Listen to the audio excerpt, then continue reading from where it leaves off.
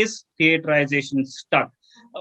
बहुत सारी छोटी-छोटी दिशाओं से खबरें आ रही थी, उसके बाद में फिर मेन स्ट्रीम मीडिया में भी ये चीज़ रिपोर्ट होने लगी कि कोई दिक्कत है, एक दोबारा कमेटी बनेगी और उसके बाद आता है लेफ्टिनेंट जनरल एचएस पन्नाग का एक बहुत ही कैंडिड और फ्रैंक लैंग्वेज में लिखा हुआ आर्टिकल, जिसके बाद से झगड़ा चल रहा है ट्विटर पे। उसको एक तरफ रखते हुए और हम बार-बार रेफर करते रहेंगे। संदीप, आपकी क्या जानकारी है? ये कहा जा रहा था कि बिग टिकट रिफॉर्म्स अभी हो रहे हैं, सीडीएस का ऑफिस आ गया है और अब थिएटराइजेशन जो पहले कहा जा रहा था कि 2022 के एंड तक होगा, हो सकता है 2021 में भी आपको देखने को मिल जाए, कम से कम एयर डिफेंस कमांड। लेकिन अब हम बिल्कुल उसके उलट चीज़ सुन रहे हैं कि जो थिएटराइजेशन पहले सोचा जा रहा था, जो कंसेप्चुअलाइज़ किया जा रहा था, उस सूरत में शायद बात उतनी अच्छी तरह से बन नहीं रही है। आपकी क्या जानकारी है और ये जो बातें निकल के आ रही हैं, इसको लेकर के आप क्या सोचते हैं? निखिल, एक ऑन द वन हैंड मैं बहुत ही खुश हूँ ये सब डिबेट देख के, क्योंकि इट्स अ ग्रेट थिंग कि इंडिया एक डेमोक्रेटिक सोसाइटी है, कि इस तरह की जो मिलिट्री डिसीजंस भी हैं ओपनली डिबेट हो रहे हैं, लोग बहुत उत्सुक है या इस बारे में जानने के लिए। अगर आप देखोगे चाइना हो या पाकिस्तान में इस तरह के डिबेट नहीं होते इस तरह के जो डिसीजंस को लेके, तो एक बहुत अच्छी बात है, हमें करना चाहिए डिबेट। जहां तक कि मेरी जानकारी है, ये गवर्नमेंट पूरी तरह कमिटेड है थिएटर्स बनाने के लिए, और इसको 2 फेजेस में किया जाएगा।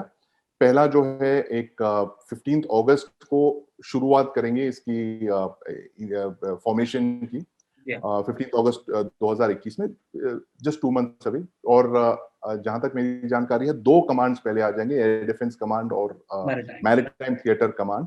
और उसके बाद 2022 में अराउंड 15 अगस्त, शायद इंडिपेंडेंस डे को लेके वो एक माइलस्टोन्स बनाए हैं, 15 अगस्त 2022 तक पहले थिएटर्स पूरी तरह बना देंगे और थिएटर कमांडर्स अपॉइंट कर देंगे 2022 में। तो एक तरह से उसको ऑपरेशनलाइज करेंगे, और 2023 या 15 अगस्त 2023 में पूरी तरह ये सारे कमांड्स बना दिए जाएंगे।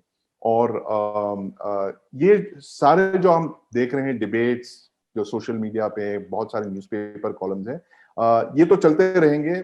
शायद हो सकता है कि 2023 के बाद भी क्योंकि आप सबको, हाँ, ये सब चलता रहेगा क्योंकि आप सबको संतुष्ट नहीं कर पाएंगे, हर कोई सर्विस खुश नहीं होगी। इसके कई 3 सर्विसेज में एक सर्विस जो आप जानते हैं कौन सी सर्विस है, वो काफी नाखुश है इस डिसीजन से, इसीलिए बहुत सारी मीटिंग्स में उन्होंने ऑब्जेक्ट किए हैं, ऑब्जेक्शन रही। तो ये सारे जो ऑब्जेक्शन है उनको ऑन बोर्ड लेते हुए सरकार एक डिसीजन पे आई है, और उनका डिसीजन ये है कि we think that this is the best solution, और इसी पे हम चलेंगे। और लेकिन और ये थिएटर कमांडर, थिएटर्स और चीफ ऑफ डिफेंस स्टाफ की अपॉइंटमेंट 20 साल से हम डिस्कस करते आ रहे हैं। कारगिल रिव्यू कमेटी के बाद जो ग्रुप ऑफ मिनिस्टर्स ने रेकमेंड किया है, तो हमें काफी टाइम हुआ है, अब हम डिबेट करते आ रहे हैं इस पे।